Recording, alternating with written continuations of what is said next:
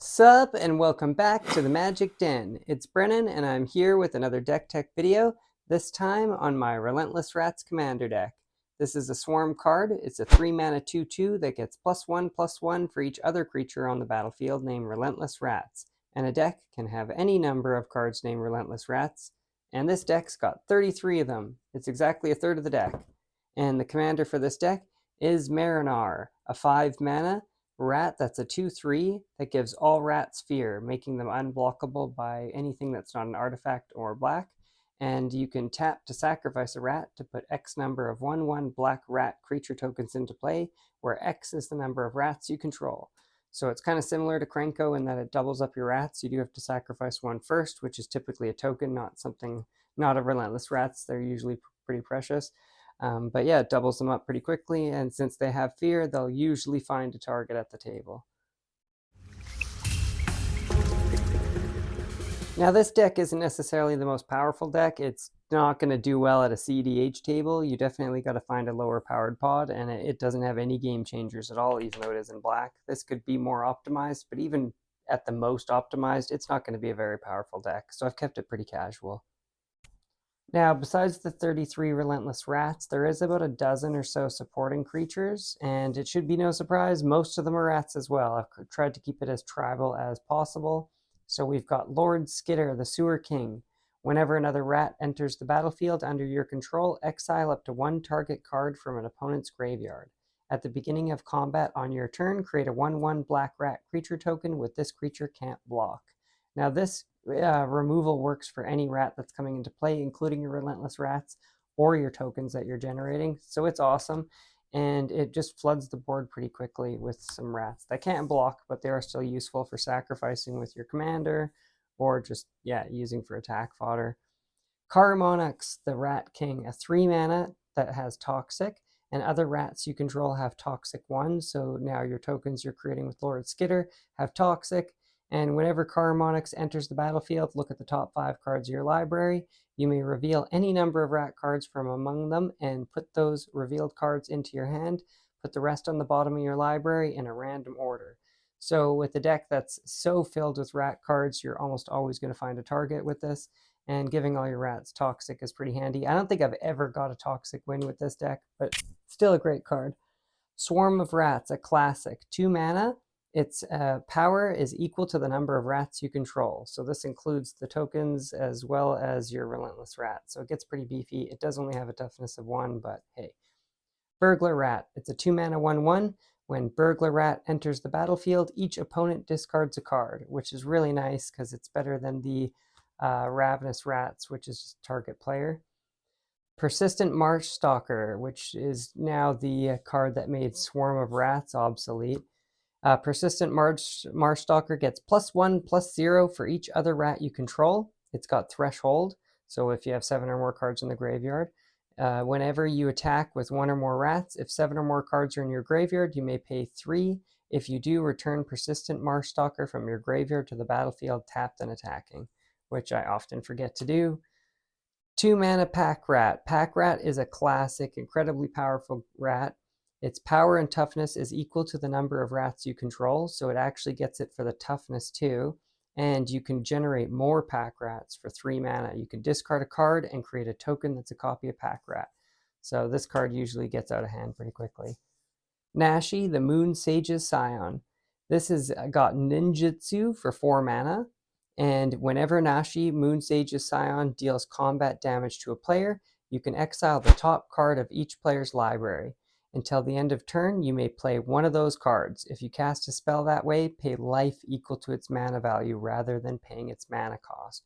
Which, as you know in Commander, paying life is usually pretty trivial. And in a rat deck like this, you don't have a ton of spells because your deck is filled with Relentless Rats. So playing Nashi gives you access to some pretty cool stuff that you normally wouldn't play in a rat deck. Typhoid Rats, classic 1 mana, 1/1 Death Touch. Crypt Rats. This is a very good card. It's a 3 mana 1/1. You can pay X and it deals X damage to each creature and each player. Spend only black mana on X. So it's a board wipe on a creature. Piper of the Swarm. This is awesome because I use this all the time to take commanders. It's a 2 mana 1/3. Rats you control have menace. And for 2 mana, you can tap it to create a 1/1 black rat creature token. And for 4 mana, you can tap it to sacrifice 3 rats, which in this deck you always have 3 rats, and gain control of target creature, which is usually commander.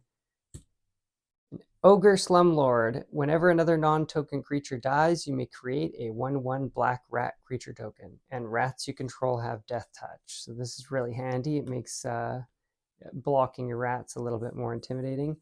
And Rat Catcher. It's pretty hefty at 6 mana, but it's a great card. It's a 4/4 with fear, and at the beginning of your upkeep, you may search your library for a rat card, reveal it, put it into your hand, and then shuffle your library, which is useful for kind of fishing out some of these more utility rats instead of just your relentless rats, which you usually have no problems getting. This deck has only 1 enchantment. For Phyrexian Arena, just to give you some draw power, it's a 3 mana enchantment. At the beginning of your upkeep, you draw a card and lose 1 life, which 1 life is a small price to pay for an extra card. I'm only running 3 instants in this deck. The first being a staple, Dark Ritual, 1 mana, add 3 to your mana pool. So you can first turn a Relentless Rats. Doesn't always happen, but it's pretty cool when it does. Corrupted Conviction for 1 mana. As an additional cost to cast this spell, sacrifice a creature, usually a token, and draw 2 cards. And the last one, Rat Out. I really like this card. I found this in a jank bin at my local game store. It's a 1 mana that up to 1 target creature gets -1/-1 until the end of turn, and you create a 1/1 black rat creature token. With this, creature can't block. And you can usually find like an Esper Sentinel or something to zap with one of these. I have 8 sorceries in this deck. The first, Desperate Research. For 2 mana, name a card other than a basic land, then reveal the top 7 cards of your library and put all of them with that name into your hand. Remove the rest from the game. Normally terrible for commander. The only time this will be good is in a swarm deck, because I could just call Relentless Rats and usually grab at least 3. Victimize. For 3 mana, choose 2 target creature cards in your graveyard. Sacrifice a creature. If you do, return the chosen cards to the battlefield tap. So usually sack 1 to get 2 back, because the Relentless Rats are dying in combat.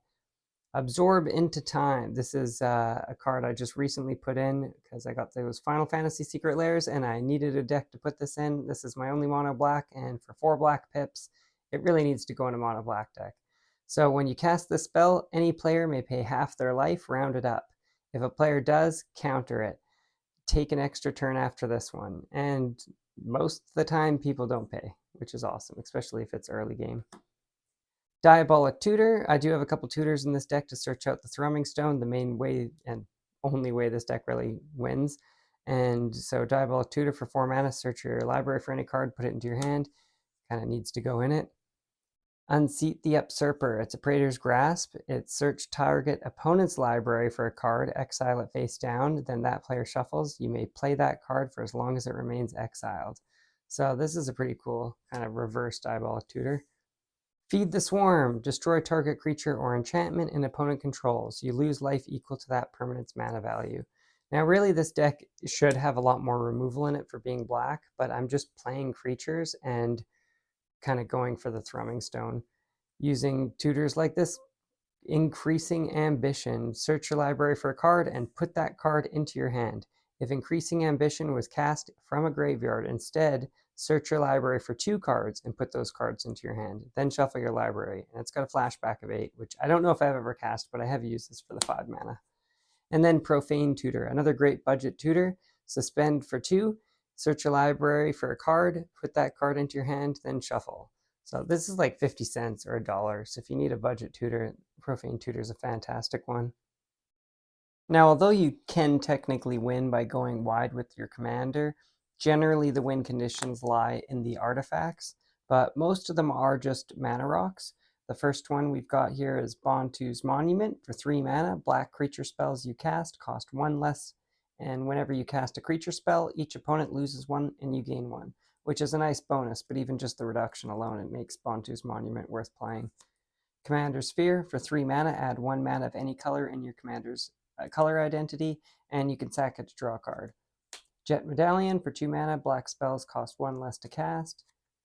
Soul Ring, staple of course. Fountain Port Bell for 1 mana. When Fountain Port Bell enters, you may search your library for a basic land, reveal it, shuffle, and put it on top. And then for 1, you can sacrifice Fountain Port Bell to draw a card. So if you've got 2, it basically puts it into your hand.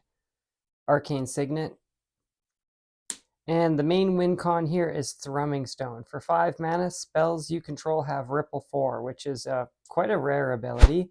Whenever you play a spell, you may reveal the top 4 cards of your library.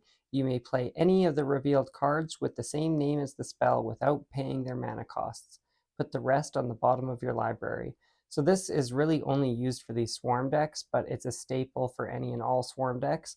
When you play a Relentless Rat, you are going to search your library for at least the top 4 cards. If you see a Relentless Rats, you're going to play it, and you actually start a ripple for each Relentless Rat. So if you find 2 Relentless Rats on the top of your deck, you're going to start a new ripple for each of those. And if you find 1 on one of those and 2 on another, you'll start a ripple off of those, which will start a ripple off of those. And generally, you can just play out all your Relentless Rats out of your deck. And if nobody's got a board wipe because you don't have haste, you could generally attack out the following turn and kill everyone. Another win condition is Door of Destinies. As it comes into play, choose a creature type, rats. Whenever you play a spell of that type, you put a charge counter on it, and creatures you control of that type get +1/+1 for each charge counter on Door of Destinies. So they get pretty big pretty quick, and you can start swinging out and killing people. And Coat of Arms, the staple of all swarm tribal decks. Each creature gets +1/+1 for each other creature in play that shares a creature type with it. So your rats will get like +15/+15, and you can just attack out and kill everyone. That is it for the Relentless Rats Commander deck. If you see anything that you think it was for sure missing, just let me know in the comments below. Also, please consider subscribing and liking the video if you haven't already. We stream every single Saturday our Commander games, and yeah, we hope to see you again in the future. Bye for now.